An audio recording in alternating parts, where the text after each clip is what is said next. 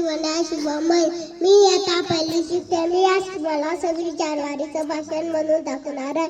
हातात तिरंगा होठीमध्ये मात्र, हातात तिरंगा होठीमध्ये मात्र. मी छोटीशी परी भारत मातेला करते नमन. मी छोटीशी परी भारत मातेला करते नमन. मी जरी छोटी असली तरी या देशासाठी माझे प्रेम खूप मोठे आहे.